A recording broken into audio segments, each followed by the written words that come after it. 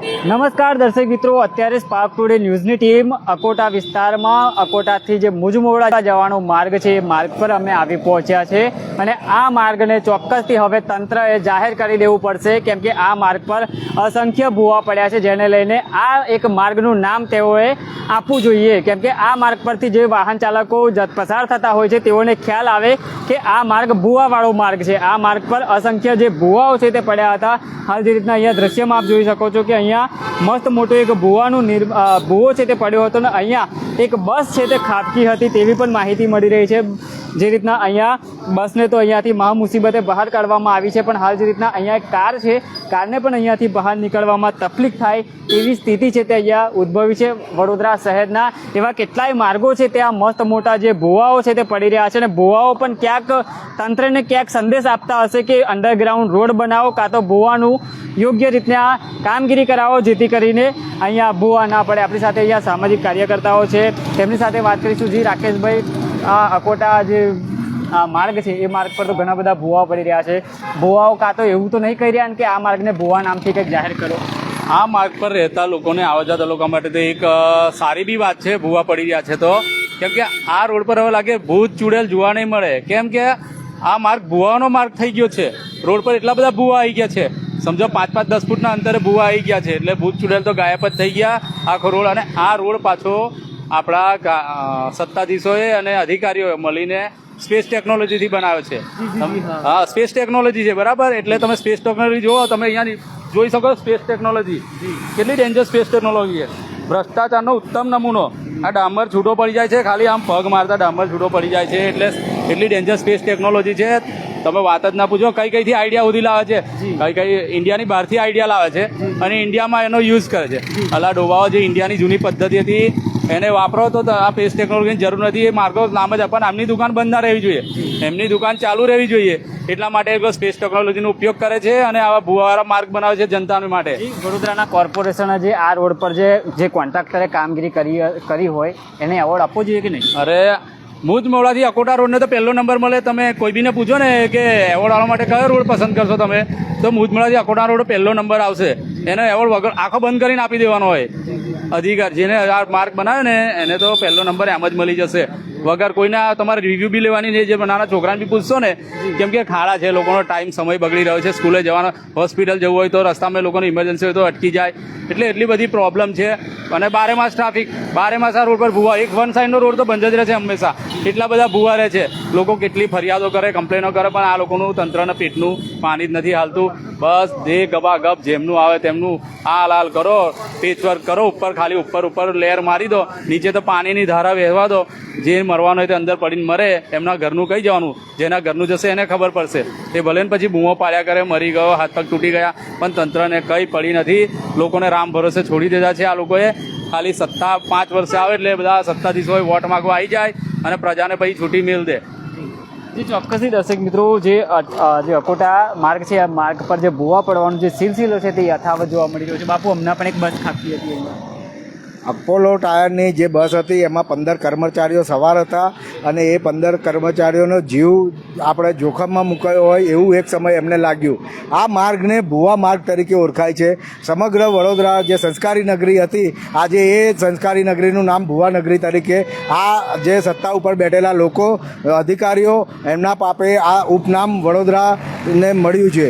આજે હું તો આપના માધ્યમથી જણાવવા માગું છું, વડોદરાના જે નવા કમિશનર છે એમને હું જણાવવા માગું છું કે આ માર્ગને તાત્કાલિક ધોરણે બંધ કરો, નહીં તો અહીંયા કોઈ મોટી દુર્ઘટના જો થશે તો એનો જવાબદાર માત્ર વીએમસી રહેશે। બેફામ અહીંયાના જે કોન્ટ્રાક્ટ આપવામાં આવ્યું છે એ લોકો બેફામ રીતે કામ કરી રહ્યા છે।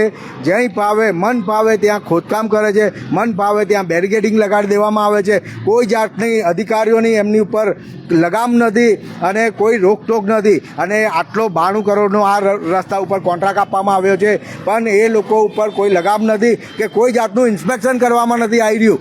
આજે જ્યાં જુઓ ત્યાં આપણે આ માર્ગ ઉપર ભૂવા પડે છે. આપણે જુઓ કે અત્યારે તો આ બસ અહીંયા આ ભૂવામાં પડી છે અને જ્યારે એ બસ કાઢવામાં આવી તો આ ભૂવો કેટલો ઊંડો છે અને કઈ જગ્યાએ ભૂવો પડ્યો છે. જે જગ્યાએ અગાઉ ભૂવો પડેલો આ પેચવર્ક ઉપરથી આપણે અંદાજો લગાવી શકીએ છીએ કે આ જગ્યાએ અગાઉ ભૂવો પડેલો જ છે.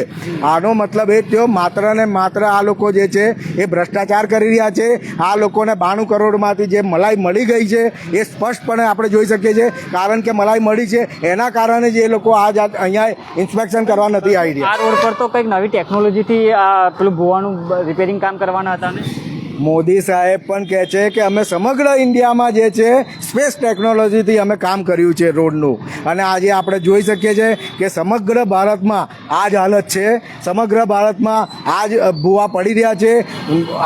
આપણું રાજનગર જે કહીએ આપણે ગાંધીનગર એમાં પણ ભૂવા પડતા હોય તો વડોદરાની તો વાત જ કહી રહી. અને વધુમાં આપણે હું જણાવી દઉં કે આપણા મુખ્યમંત્રી જ્યારે અહીંયા આવ્યા હતા ત્યારે એમના દ્વારા કહેવામાં આવેલું કે આપણે અમદાવાદ ડેવલપ થઈ ગયું, સુરત ડેવલપ થઈ ગયું, વડોદરા કેમ ડેવલપ નથી થઈ રહ્યું. અને વડોદરા કેમ ડેવલપ નહીં થઈ રહ્યું એનું કારણ આ જીવતું જાગતું આપણે જોઈએ કે માત્ર ને માત્ર અહીંયા ભ્રષ્ટાચાર થઈ રહ્યા છે.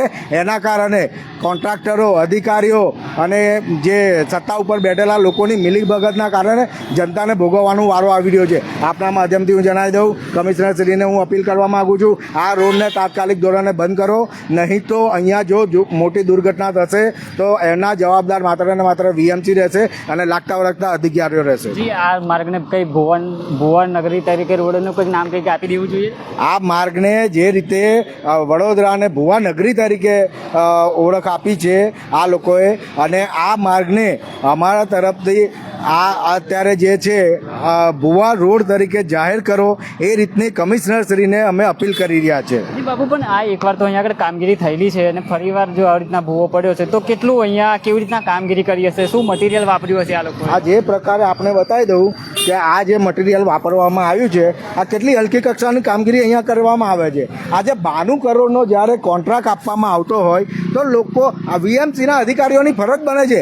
અરે હું તો કહું છું રૂપિયાનો કોન્ટ્રાક્ટ હોય તો એમની ફરજ બને છે. એ લોકો લાખો રૂપિયા પગાર લેતા હોય છે. શાના કારણે એ લોકો પગાર લે છે? આપણે એમને ઇન્સ્પેક્શન કરવાનું હોય છે. એમને અહીંયા કામ નથી કરવાનું, એમને તો ઇન્સ્પેક્શન કરવાનું છે. એ ઇન્સ્પેક્શનનું કામ એ લોકો નથી કરી રહ્યા. અહીંયાના સ્થાનિક કોર્પોરેટર, ધારાસભ્ય લઈ લો કે સાંસદ લઈ લો, આ રોડ ઉપર કેમ નથી આવી રહ્યા? માત્ર ચૂંટાઈને એ લોકો એમની એસી ઓફિસોમાં બેસી રહે છે. અને અધિકારીઓ પણ જે છે એ એમની એસી ઓફિસોમાંથી બહાર નથી નીકળ્યા, જેના કારણે આ જનતાને ભોગવવાનો વારો આવી રહ્યો છે.